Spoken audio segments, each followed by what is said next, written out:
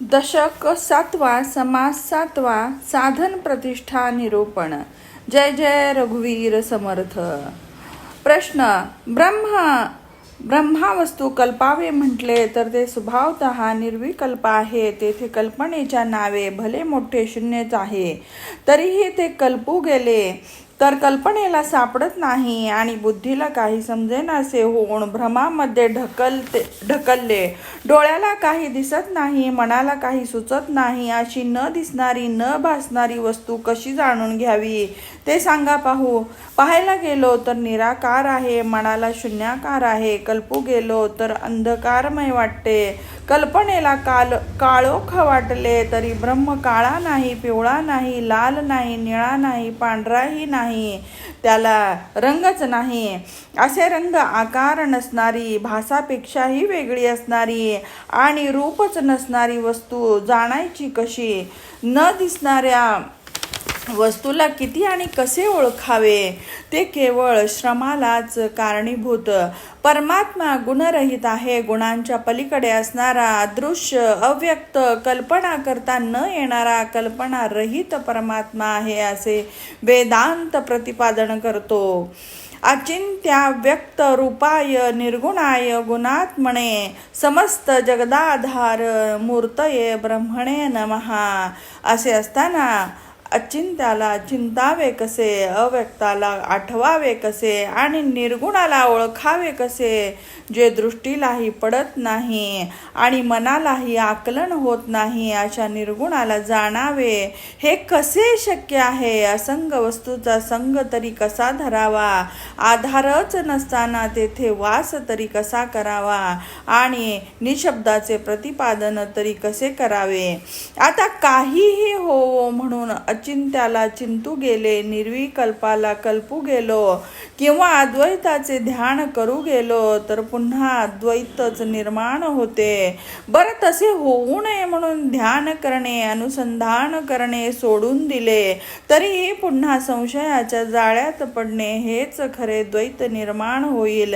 या भयापोटी वस्तूला लक्षविणे सोडून दिले तर त्या योगे ही समाधान स्थितीला वाव नाही. येथे नित्यानित्य विचार करणे हाच समाधानास उपाय आहे. विवेकाचा अभ्यास करण्यास लावला तर तेच रूढ होते आणि रूढ पडले की ती वस्तू हाती लागते. विवेक जागृत न ठेवता वस्तूचे चिंतन केले तर द्वैत निर्माण होते. चिंतन करणेच सोडून देऊन गप्प बसलात तर काही समजेना असं होऊन मन शून्यत्वात अडकून संशयात पडते. म्हणून विवेक धरावा. विवेक ज्ञानाने प्रपंच आणि अहंकाराचे निरसन करावे. पण काही केले तरीही अहंकार जाईनाच झालाय. विवेकाने मूळ वस्तुस्थिती पाहिली की परब्रह्म स्वरूप अद्वैत असून त्याची कल्पना करू गेलो तर लगेच द्वैतच उद्भवते.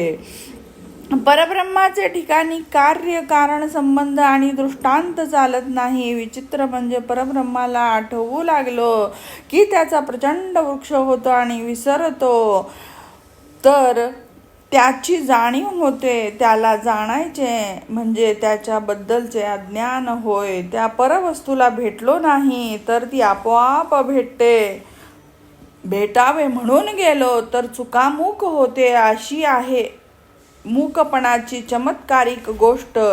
परब्रह्माला साध्य करायला गेलो तर ते कदापि साध्य होत नाही. पण यथार्थ स्थितीची जाणीव झाल्यावर ते सोडावे म्हटले तरी सोडता येत नाही. एकदा आलेला संबंध कधीही तुटत नाही, तो सदैव असतोच असतो. पण पाहायला गेलो तर मात्र दुरावतो. न पाहताच ते सर्वाठाई झगमगत असते. तेथे उपायच अपाय होतो आणि अपायच उपाय होतो. ही गोष्ट अनुभवाशिवाय कशी कळेल? परब्रह्म जाणले नाही तर जाणले जाते आणि जाणले असे वाटले तरी काहीही जाणवत नाही. एकूण वृत्तीशिवाय ते निवृत्तीपद प्राप्त करून घ्यायचे आहे. हा सिद्धांत यथायोग्यच आहे.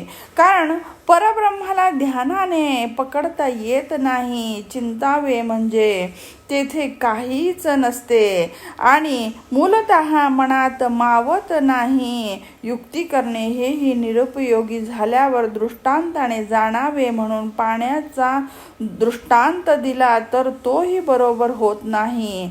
कारण परब्रह्म निर्मल आणि निश्चल असून त्यामध्ये ब्रह्मांडच बुडाले असले तरीही ते कोरडेच असते. ते प्रकाशासारखेही नाही किंवा अंधारासारखेही नाही.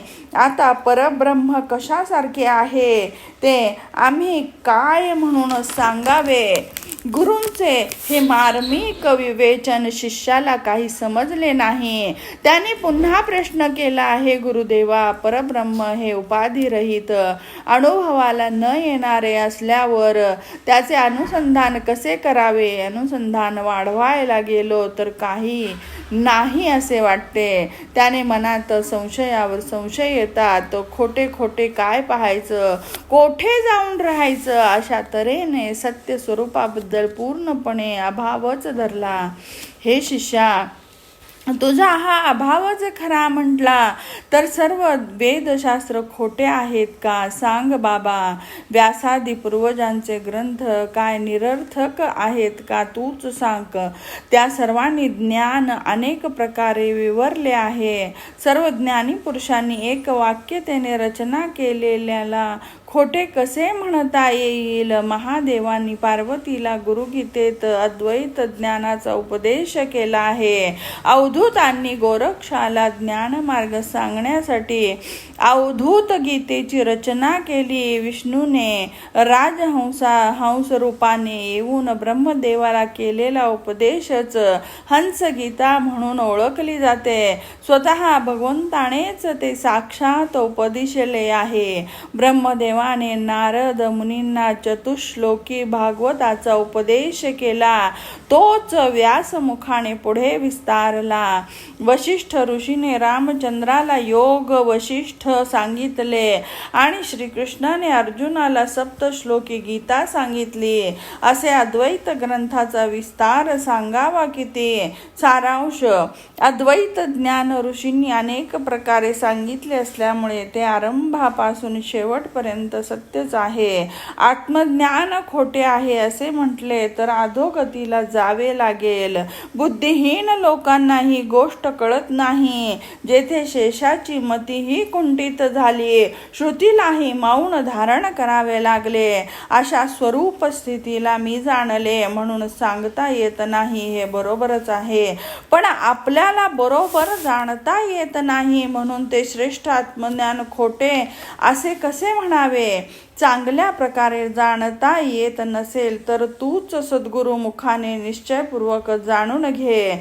खरी परिस्थिती काय आहे तर मन एकदम संशयाच्या समुद्रात बुडून खोट्याला खरे आणि खऱ्याला खोटे समजते. मनाला कल्पना करण्याची सवय पडली असल्यामुळे ते ब्रह्माला सुद्धा जाणण्यासाठी कल्पना करू लागले.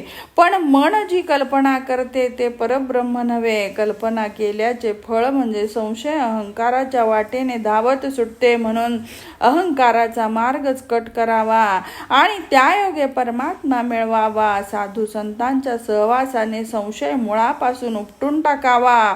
पण अहंकार असा आहे की शस्त्राचा घाव घातला तरी तो तुटत नाही, फोडावे म्हटले तरी फुटत नाही, सोडावे म्हटले तर काही केल्या जात नाही.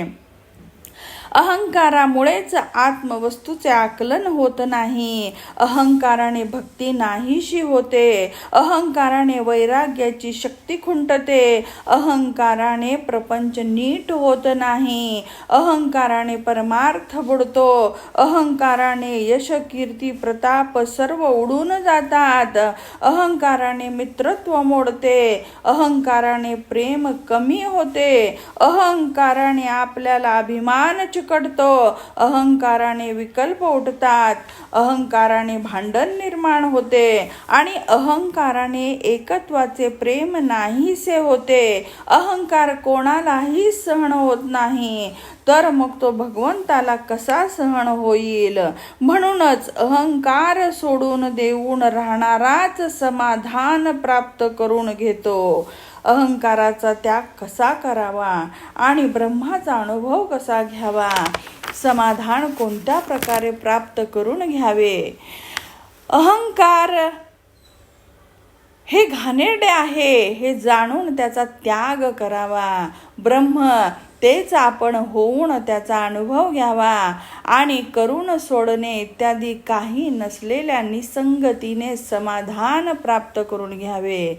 समाधान प्राप्त करून घ्यायचा दुसरा प्रकार सांगायचा झाला तर तो असा सांगता येईल. अहंकार विरहित साधन करू शकणारा तोच धन्य समाधानी आहे. पण मी स्वयं ब्रह्मच झालो, आता साधन कुणी करावे अशी मनात कल्पना करू लागला तर पुन्हा कल्पनाच उठतात. ब्रह्मामध्ये कल्पनेला वावच नाही. पण साधन नको म्हटले तर तीच कल्पना पुढे येऊन उभारते. ही गोष्ट जाणणाराच खरा साधू होय. म्हणून निर्विकल्पाची कल्पना करूनही कल्पना न करणारे आपण होऊ नये. याप्रमाणे अहंकाराचा त्याग करावा. ब्रह्म विद्येचा लपंडाव असा आहे की पाहणे असताना खरोखरच काही नसावे. तो जागृत आहे, समाधानी आहे. तोच त्याचे रहस्य जाणू शकतो.